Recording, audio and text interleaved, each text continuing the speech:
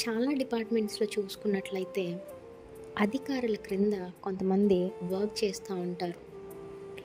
మరి అధికారులు చెప్పిన పని వీరు నమ్మకంగా చేసినప్పుడు, అధికారికి లోబడి మూవ్ ఆన్ అవుతున్నప్పుడు, అధికారి నుంచి ఎంతో కొంత బెనిఫిట్స్ వీళ్ళు చూస్తూ ఉంటారు.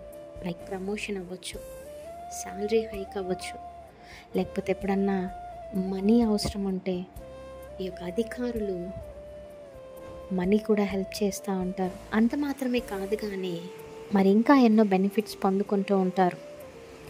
ఒకటి ఆలోచించండి, ఒక వ్యక్తికి నమ్మకముగా ఉండి, ఒక వ్యక్తి మాటలు విని మూవ్ ఆన్ అయినప్పుడు, వర్క్ చేసినప్పుడు, ఎన్నో బెనిఫిట్స్ చూసినప్పుడు, మరి నిన్ను నన్ను సృష్టించిన సృష్టికర్తకు మనము నమ్మకముగా ఉన్నప్పుడు ఎన్ని ఆశీర్వాదాలు పొందుకుంటామండి, ఎన్ని దీవెనలు పొందుకుంటామండి. ఒక్కసారి ఆలోచించండి.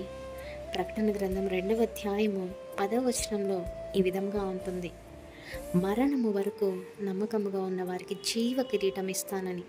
మరి కొన్నిసార్లు మన పరిస్థితులను బట్టి కష్టాల గుండా వెళ్ళినప్పుడు, నష్టాల గుండా వెళ్ళినప్పుడు, బాధల గుండా వెళ్ళినప్పుడు, అనారోగ్య గుండా వెళ్ళినప్పుడు, ఆర్థిక ఇబ్బందుల గుండా వెళ్ళినప్పుడు మరి సాతానుగాడు భయపెట్టియాలని చూస్తూ ఉంటాడు.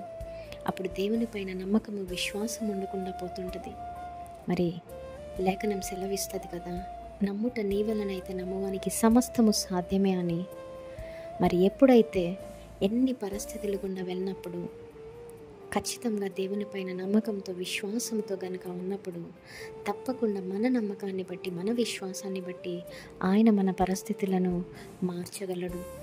ఆయన మనకు ఆశీర్వాదాలు, దీవెనలను దయచేయగలడు. Amen. Praise the lord. Have a great day.